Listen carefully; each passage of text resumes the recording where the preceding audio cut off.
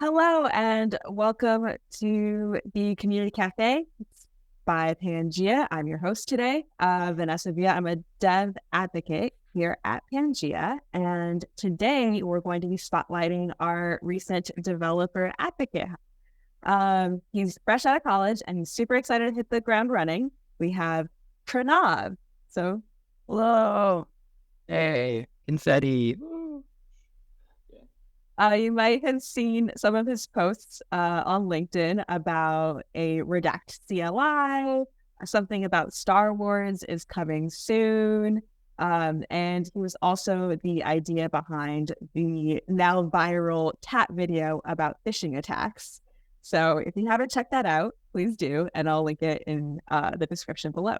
So Pranav, welcome to the Community Cafe. I'm excited to be here. Excited to be here as always. Do you want to tell us a little bit about yourself? Sure. Yeah. I've been working here for about a month at Pangea as a dev advocate.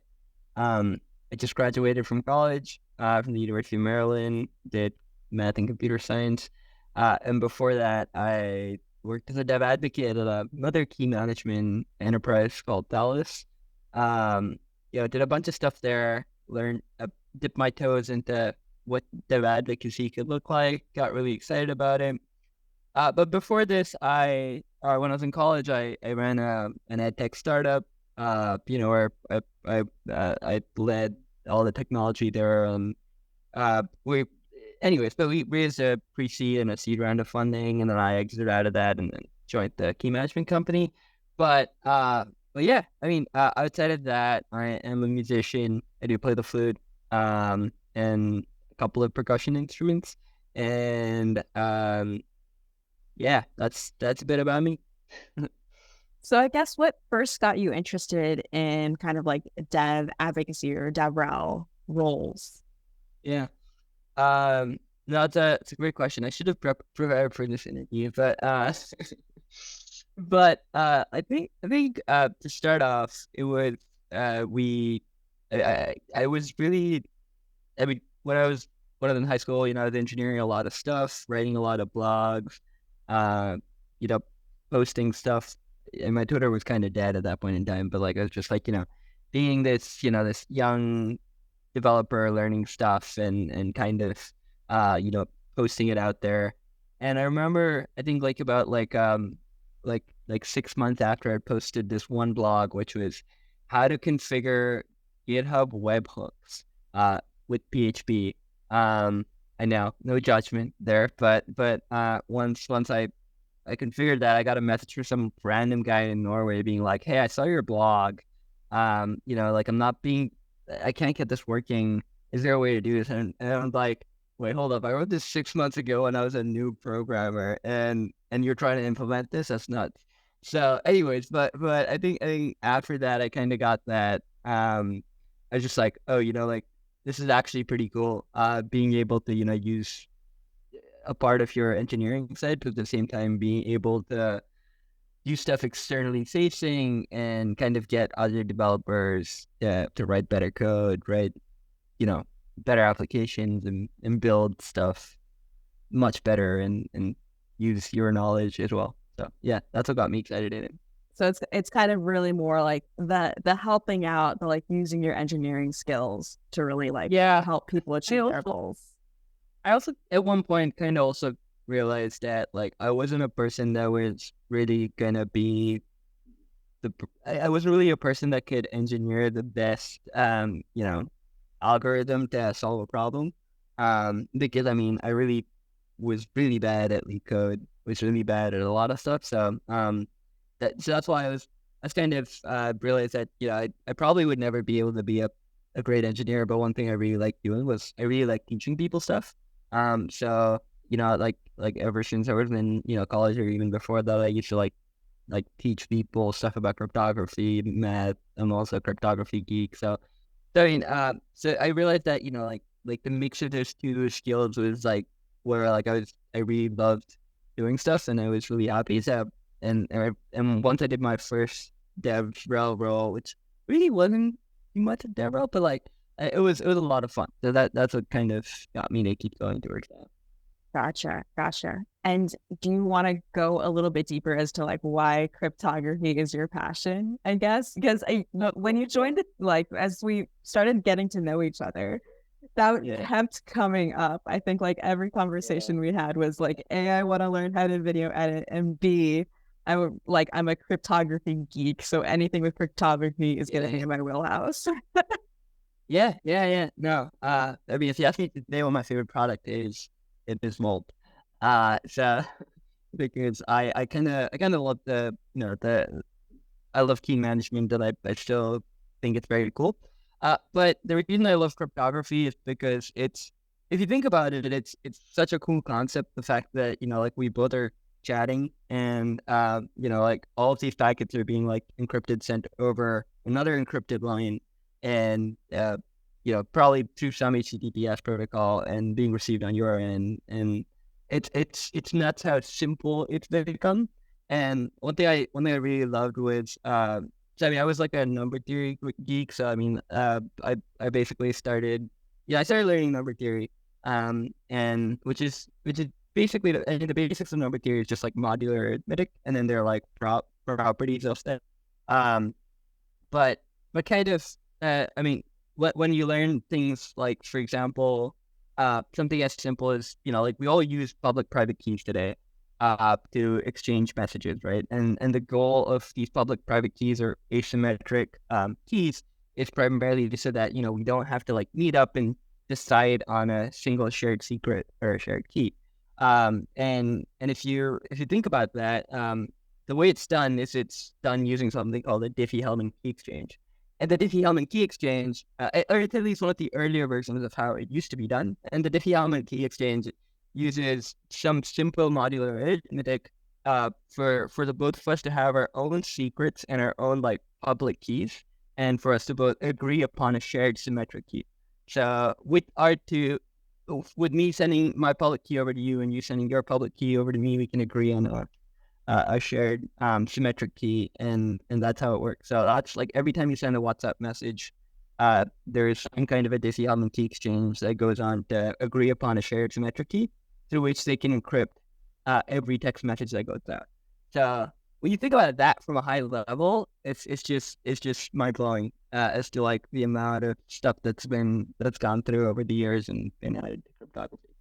So I'm going to do a bit of a hard pivot here because I think you just made a great like point. It's like we have this hackathon going on right now. Yeah. Which is about health and wealth. And cryptography feels like it goes really, really hand in hand with encrypting and decrypting data in both of those spaces. Do you have like a favorite use case? Is there something that has directly affected you in your experience so far about encryption or decryption or anything like that? Yeah. I mean, I think you asked me if I have ideas, and if I want to spill them on this call. Yeah. Do you have any hackathon ideas or hackathon for our current hackathon participants? I do have some funny ones, which are like, kind of like, if you want to kind of keep your bathroom locked and you're like one of those hosts that kind of don't want your guests to go and use them, you could like kind of have like this USB key that will kind of unlock it. It stores like a key on it, and then every time you plug it in, it like some IoT device that talks to Pangea's APIs pulls a key down, checks if you have access to the right key, and then opens the door. Just a fun little example.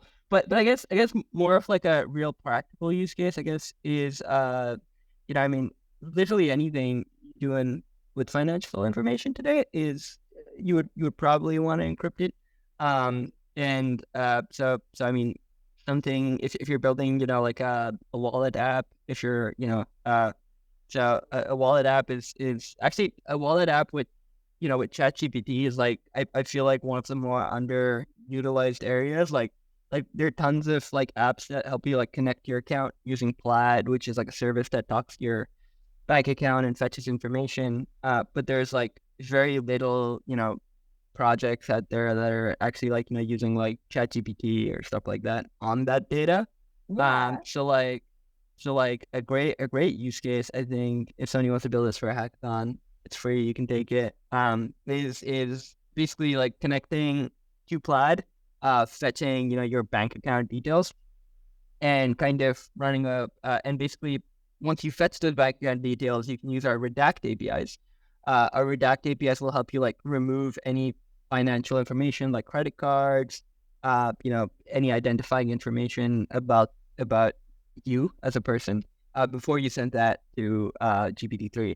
And you can basically send that to GPT-3, and then you can have like a financial advisor. Your possibilities are endless, right? I think the main reason a lot of people aren't doing it right now is because financial data is extremely sensitive. So especially when you launch something out there for people, it's really hard to trust whether your data is being handled safely through an AI model. So I mean, with our, and you can store all that data and like, run your own AI models on it. And you can just encrypt that data using our vault key. So I think there's like huge use cases for something like that, like a financial advisor using AI, or like, you could also do stuff with like, I guess you could do a lot of stuff with healthcare too, but like that's what I would do if I were participating in this hackathon. So something that I have to keep track of is like my vitamin D. So I don't know where you're located, but where are you located, Pranav? I'm based out of New York City, so there's not a lot of vitamin D coming in here. Yeah, I'm based out of Seattle. And so there's not a lot of vitamin D coming in either. I think we just finished our summer and we're about to get into gloomy month 1 of 9. So we're Exciting times. exciting times. I have to take like a certain amount of vitamin D and then get checked for my vitamin D like every couple months just to make sure that I'm within normal levels. Because it feels like everyone up here has a vitamin D deficiency and it definitely shows. Yeah, for sure. And so, yeah, something that, could be applied to the healthcare app would be just kind of making a little tracker for your health metrics, but kind of keeping that locally on your phone or locally on your client. Yeah, Making sure all the personal information is redacted, but just having that raw data. yeah. I think one like really good use case is also like, I mean, I built this in the past, like when Roe v. Wade happened, the thing got overturned. My friend and I built this peer tracking app. But the way it worked is it would I mean, so it was using some of the crypto stuff, but not the cryptocurrency stuff, but just using the cryptography part of it. So Okay. every time somebody signed up, they would get a new wallet, and the wallet was basically just a public-private key pair. And every time they logged their data, we would encrypt that using their public-private keys, and we would write that publicly. There are a lot of security risks with this, obviously, because we're dealing with like the most sensitive data, so it didn't get much traction. But like one really good example is basically, when you have like keys that are, you know they're always going to exist on Pangea. They're not going to get deleted because our service is in GA. You could definitely like just encrypt that data and store it across, and you could build some stuff that like if for other apps to like kind of verify that they're encrypting it. You could like build like these checkers or stuff like that. There's the possibilities are really endless. Great. Sweet. All right. Cool. Okay. Now a little bit more about you. You just said that you're currently in New York. Have you always lived in New York? Is that, where you grew up? How many languages did you speak? Like, just give me a quick spiel about who Pranav is as a person. I definitely did not grow up in New York. That would be a hard childhood. Uh, no, I'm kidding. But so I mean, I grew up in Bangalore, India. So I speak 3 languages. I speak actually 4. I speak English. But like, I mean, they're all Indian languages. So I speak English. I speak Hindi. I speak Kannada, and I speak a little Telugu, which is another language. Kannada is a language from my state where I grew up. So anyway, grew up there. I came to the University of Maryland for my undergrad. Um, and I studied there in Maryland. I love the DC area. It's really great if anybody's based out of there. And then I mean, I just I was also a musician, and I kind of loved the New York art scene. And there's something always going on every day, with respect to music, and theater and comedy, you name it. That's kind of why I moved to New York, because I really, really, really love it. And I'm also an amateur mixologist, so I kind of like mix cocktails, um, and New York's the best place for it. So that's why I love it. Yeah. I don't know. Seattle might give you a run for your money on cool cocktail places, but we'll see. Like I've heard that most of the real estate in Seattle is owned by like Amazon, Microsoft. Not sure, but Depends on the district. It really depends on the okay. neighborhood. Yeah. Makes sense. Um, I guess kind of rounding this out is like what got you into coding, and do you have a favorite language? Oh, do I have a favorite coding language or speaking language? Coding language. Okay, Yeah. good.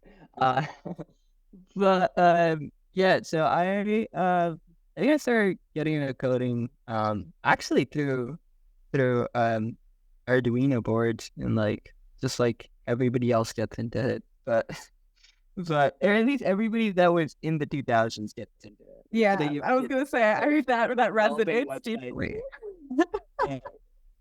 websites. Anyways, but oh, I also did the E Square Prom board, so the programmable. That's pretty cool. But I think yes, I think as a kid I started working with Arduino boards, and I kind of wasn't really excited about it, because my dad was a network engineer, and like he kind of like got me into it, but like I was like I'm still not as interested, and then afterwards I got more and more interested. But then I mean I started working on a couple of projects. One of them I worked on when I was in high school was basically like monitoring water quality of lakes in my city, Bangalore. In like 19, I think it's around the data might be off my head, but in around 1970, like my city had like 260 lakes and like less than 30 lakes. And all of it is due to encroachment, pollution, and various different stuff. So, but the goal is there was very little data available, so we tried to figure out if there was a way to kind of do that. So my friend and I, we kind of built this device to monitor and map water quality in the lakes locally. And yeah, we tested that device out, like 8 different lakes. We had like close to about 8 to 10 different water quality parameters. You know, did that. So I think that kind of really got me into it, because that was like a 2 year long project that went through like multiple different iterations. It was like a vehicle you just put on. It's like a buoy that you just put on like the water, and like we had like motors that just drive it forward, like measure water quality across the lake. It's pretty cool. Um, Anyways, did that for some time. I also was doing like a little bit of civic tech in Bangalore. So was doing like stuff like so Bangalore is also where we went from a garden city to a garbage city, and primarily because a lot of people kept kind of polluting the place. So we kind of let people start mapping stuff. So I worked at this organization called Reap Benefit in India, and we kind of built this map to be able to like map all the garbage black spots in the city. And yeah, I think that one, especially during COVID for some reason, I think because it got converted into like also it was also had like some like you could find the nearest COVID testing center and stuff like that. It got close to about like 50,000 users, active users on there. And it was like that for a couple of months, and then but anyways, I did that, and I also built something called like the COVID self checker. So like in March 2020, this is like actually like probably like the most fun one. But like in March 2020, what happened was we realized that like I think this was when like Fauci announced COVID to be a pandemic. Yeah. Like really, really early on. And basically there was very little information on like you had those self checkers that would be like you have fever, you have shivers, and it'll tell you, oh, you're likely to have COVID or you're not, right? This is before Yeah. testing was made available. And in India, basically, India's a country where we have like close to about 17 different languages and close to about over 1,000 dialects. So like it was, and most information from the government itself is only available in English. So we built this thing called like COVID Self Check that app. Launched that in like 12 different languages. We basically got a bunch of volunteers to like kind of help translate this particular form that we had. We marketed that and we got close to about like 13,000 users on that for like in just the first month. And then after that, it died out because like nobody cared about self-checkers at that point because we got actual testing. So anyways, but that was probably like the most fun building it. Yeah, we raised some money for that, but that was like my first instance of like raising grants at that point. So yeah, but that's what got me into coding. It was a lot of like civic tech stuff. And then I got into security because I was always like a cryptography geek and more of like I don't know, I just thought it was cool. I watched Mr. Robot and I was like, this is so cool. Like he lives such a cool life. So yeah, that's how I got into coding. Oh my gosh. I didn't know like almost anything about all of your previous civic tech projects. That's so crazy. Yeah. Thank you. Yeah. That's Well, awesome. my favorite programming language right now is I think it's Golang. Because it's cool. And because all the cool kids are doing it. Plus, I can't think all the cool kids are like looking at Rust and they're like, no, let's just move. Or they're like, it's a cool language, but I'm not gonna start, right? Like, but I guess my favorite language right now is Python and Golang. Python because it's so easy to prototype stuff, Yeah. and Golang because if it's type safety checks and like it's concurrency stuff. But at the same time, like I feel like every time you're like, my favorite language is Golang, you also sound like an elitist and a purist, and I'm not a big fan of that. So yeah. Dude, I mean, it's okay to have a favorite. Like every time someone's like, "Oh, I'm afraid of saying like such and such language," it's like my favorite language because I feel like I'm gonna get judged. Like people who say C# like get judged hard, right? Yeah. Hey, don't get me wrong. I was a PHP developer when I was in my high school. I loved PHP, and I still stand by that Laravel, like the PHP web framework, is probably like the most. It's probably like the most like cohesive and like fully robust framework that's ever existed. Controversial opinion. Yeah. Hot takes, just the hottest takes this Friday morning. I mean, every language has a purpose and it has something that it's really good at and something that it's not good at. And, as technology evolves, like languages are just going to get that pros and cons list is just going to get shorter and longer, respectively, depending on what language it is. Like eventually we'll all settle on something. Maybe it's Golang. We don't know yet. Maybe it's C#. Maybe Microsoft eats the world and then we all use C#. We'll see. Well, Pranav, if anybody has any questions for Pranav, please drop them in the chat or just come off mute or raise your hand. I think that's sign up. Yeah, the one thing I want to say is sign up for the hackathon. It's probably like the only chance you'll ever get to build products with security related stuff, right? Like I don't think like there was this one hackathon where I built something called Karen AI, which I think was really cool. It like helps you respond like a Karen. And for people outside the US, Karens are people that are complaining about every single thing. So but like these kinds of hackathons like don't exist as much, and like it gives you like a really good sense of like how to integrate security into your apps, which I guess for me as a developer earlier, like I always wanted to, use a secrets manager. I always wanted to use a key manager, but the upside, but the downside of that was just that every time I think about it, I'm always like, oh, I gotta like sign up with some enterprise service and like I gotta pay a ton of money to AWS. But like over here, we're literally giving you $5 in free credits, which will take you really far.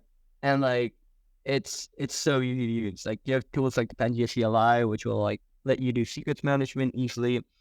You have, domain Intel APIs, URL Intel APIs, so many steps that you can integrate with just a very simple API call. So do take part in it. It's very useful. Agreed. And one more thing about the Pangea Securathon, the Health and Wealth Hackathon, is the deadline is September 18th. So you still have about 17 days to get a project submitted. And there is about $10,050 in prizes. And if you're curious, like, what is the criteria for submitting a project? You have to join our Slack community, obviously, register for Pangea, because you have to use one of our services in order to qualify for the hackathon. So what to submit is a functional demo app using one of our Pangea's APIs, a URL to a code repo, so that could be on like a private GitHub that you give us access to, and then continue readme where we can run it ourselves, so that it's not just, movie magic or anything like that. We know that the app works. And then a text description explaining like the features and functionality of your project. And it would be super, super great if you could also have a demo video showing that the project is, on YouTube, includes the link to your dev post submission, doesn't have any copyrighted music because YouTube does do strikes for that. And we would love to host it on our Pangea community playlist to kind of showcase it, as well as like an overview of the project, its features, how Pangea was used in the project, and then footage of the project running. So that's kind of, once you get the project up and running, it's a lot of documentation for us to like really be able to see what you accomplished, and then also maybe market it or like promote it after the hackathon. So that's something to keep in mind. But is anybody working on hackathon ideas? You want us to give you some? Are we allowed to give advice or feedback? Or I think we're allowed to give advice. Okay. Yeah. I'm not sure how far. I think we gave them lots of ideas already. Okay. Sure. I'll refrain. But we'd love to hear what you're working on. So you wanna kind of throw it in the chat? You could throw it down, and we'd love to see it. We'd love to, if we could suggest how you could like improve your app, I'd love to suggest it. Yeah. Okay. Yeah, and also, you need the help of correlation. All right, one chat. I'm working on an idea to maintain the health of coral reefs. Does this fit the hackathon criteria? Ooh. I think that's a question for you. It's not for me. I'm not on the judging panel. I just have to make sure that the projects qualify. Grace, would you love to chime in? Grace or Bruce, would you guys like to chime in on that one? I will chime in that I appreciate the creativity of this person and expanding the definition of health. So I think that is more than valid, because we did just say health and wealth. We didn't get too specific on our definition of health. So go for it. We'd love to see it. Yeah, I think like whatever you do there, I'd love to see how you use Pangea's API. It sounds like you're doing some really big brain stuff there. So super excited. It sounds like some IoT stuff, maybe. So I'm super pumped about that. Vanessa is excited too. I'm excited about this. I'm like, are you using remote sensors to track the health, like salinity and temperature or something like that? Oh my gosh. Okay. No, I'll just see what you submit. It's okay. It's fine. Yeah. He's gonna make you reveal everything. Yeah. I'm kidding. Oh, cool. More details. Look at that. A computer vision model. Oh my gosh. That's so cool. Vanessa, you want to expand on what that response means, the computer vision model, because since you're in that space? Sure. Yeah. Yeah. So a computer vision model is basically where you train a computer to kind of detect like certain characteristics of images. So you can do that through a variety of ways. You can do it through color spaces. You can do it through line like detection. You can do it through thermal radiation, depending on the camera, if that's actually tracked. So like there's a million different ways that you can, train a computer to detect certain characteristics of images. My favorite application so far is avocados, because like you can't use a normal color space since an avocado is the same color as the leaf. You have to detect thermal, like temperature wise. So you have to use a thermal camera in order to detect an avocado on an avocado tree. I don't know, Pranav. I don't think Vanessa is sufficiently excited about this topic here today. I honestly agree. Just on the 1 hour session on avocados and plants, like I feel like that would have been way cooler. But yeah, so one of the earliest applications of computer vision models in at least the plant space was detecting ripe strawberries on strawberry plants. So I'm excited to see what their computer vision model is going to do on coral reefs. We're working precisely on the amount of coral bleaching found on the coral reefs, and as Vanessa mentioned, the thermal imaging as well. It's in one of their modules. Yeah, it's pretty cool. This is gonna be so cool. It's gonna be really cool to see. Good stuff. Anybody else have ideas you're running? Vanessa, if you were to participate in the hackathon, what would you build? IoT related too, it's okay. So there is a really cool, like, I don't know why this is like a thing in my life, but I've met several people that have like bio IoT devices in them. It's like either pacemakers or like embedded like glucose like monitors for diabetics. And just like pacemakers as well to make sure that like they don't go into like arrhythmic fibrillation for their heartbeats. So I would love just to kind of like biohack myself for a bit, like create like a biohack app to be like, you need more fiber in your diet or something like that. Like, you can like input your weight, your height, it can monitor your physical activity as well as like your heartbeat and your blood sucrose levels and your glucose levels. So it's literally like a patch that they put on their skin. It's so wild. And just like biohack myself so that I can go on more hikes. And like, because like when I'm hiking, I don't really get hungry. I just like snack all day. And then by the end of the day, I'm just like, I'm so tired. I'm like, what does my body need? Do I need protein? Do I need carbs? And so if I could just be like, you should eat a granola bar or you should eat some protein, it just tells me, oh my gosh, I would love that.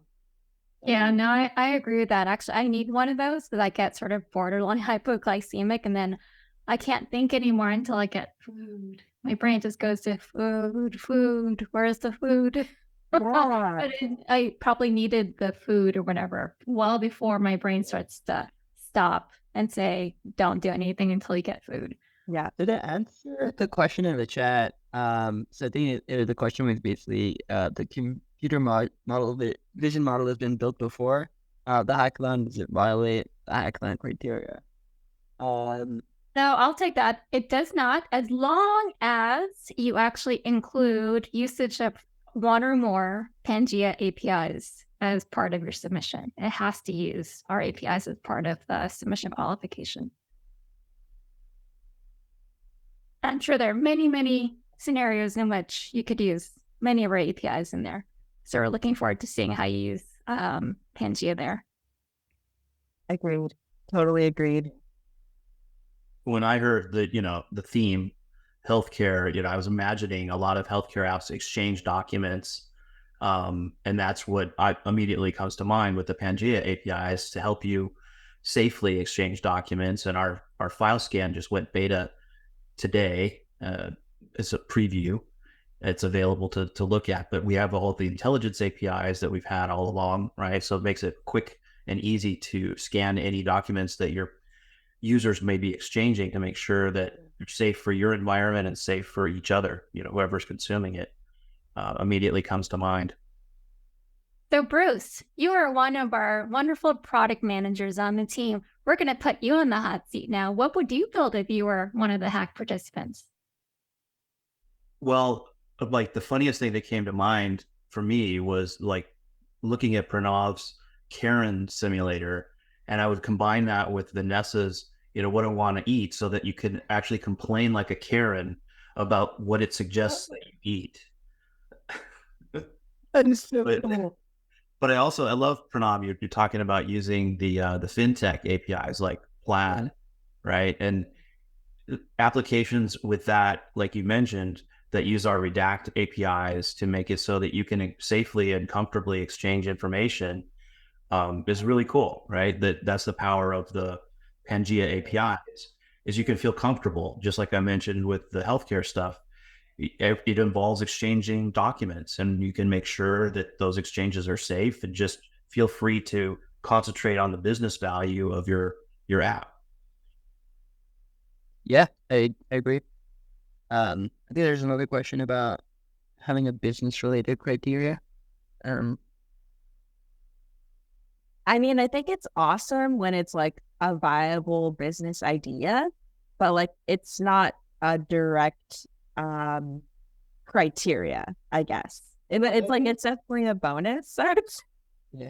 The way I'd answer that is probably like, if it's actually solving a problem, you're more likely to, get more brownie points. Whether it's making money or not, I mean, it's a hackathon project. It's probably really early. We don't expect you to, or like don't expect that potential. But like, if it's really solving a problem, that's what we're looking for.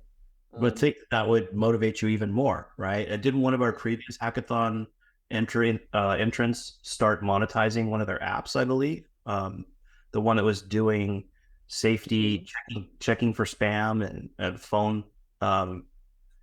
chats. I believe that Scan my SMS. Yeah.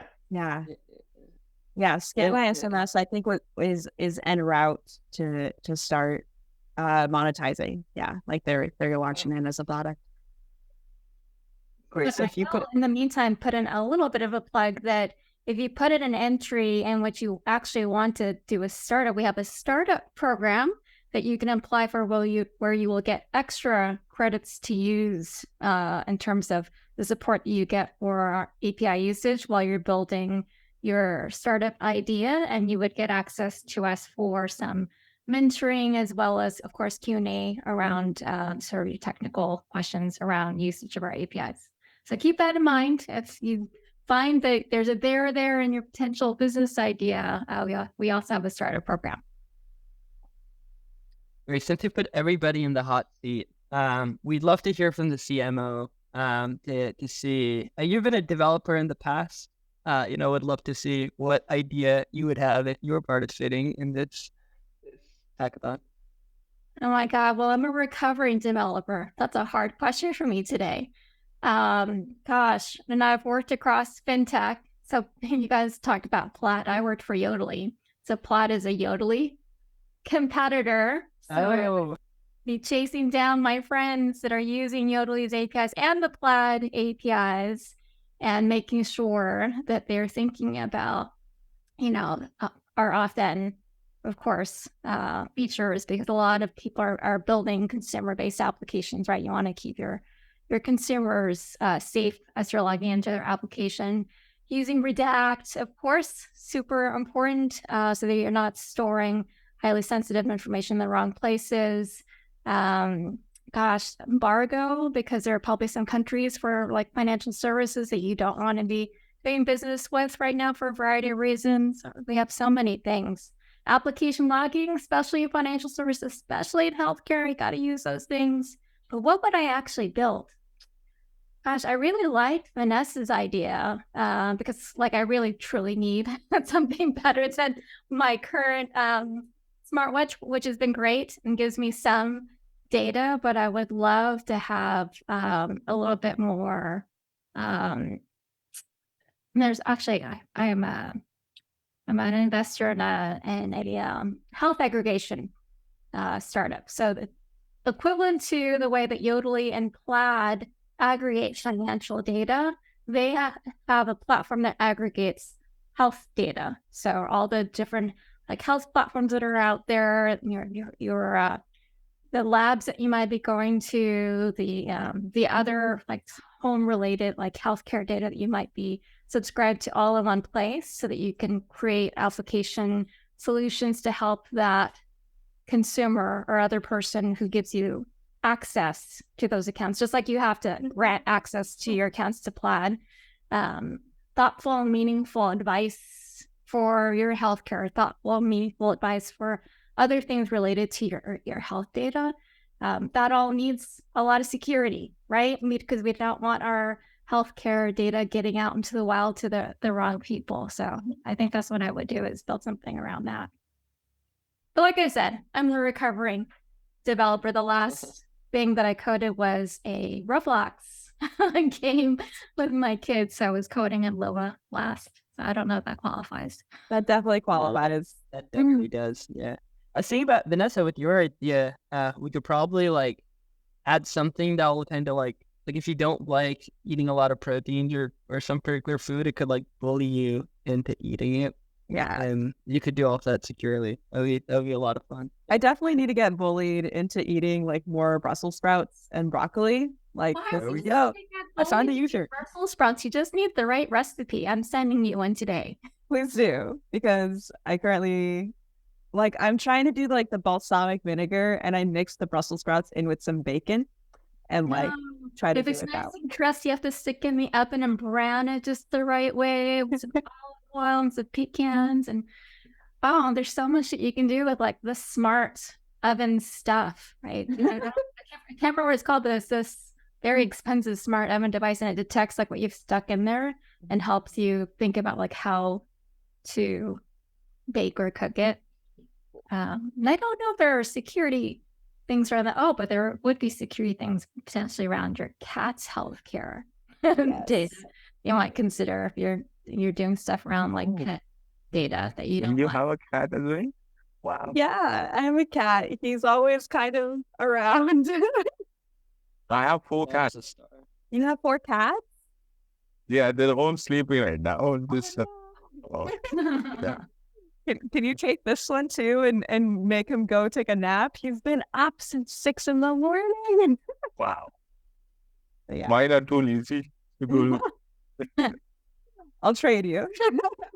This cat loves video editing, so that's what we usually do. Oh my God. You're very active.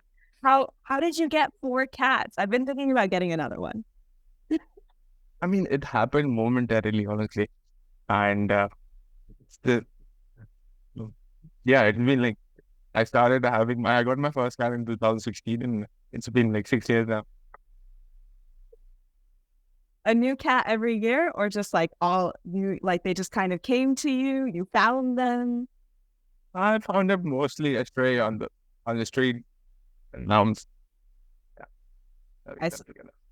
I saw one on the streets and I was like, oh, I'm gonna take it home. It was like a really cuddly, cute cat. It was and it was like all black with little like white ears. It was so cute.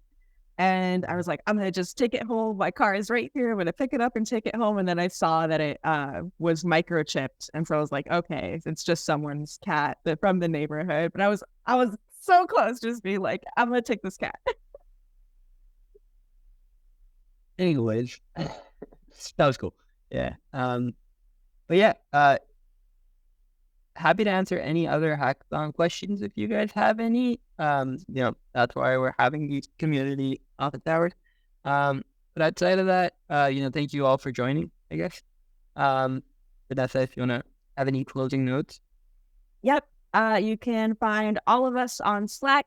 So if you want to talk to us more about coral reefs or your hackathon project or computer vision models, we're more than happy to chat. Or making Vanessa eat her Brussels sprouts. Or that.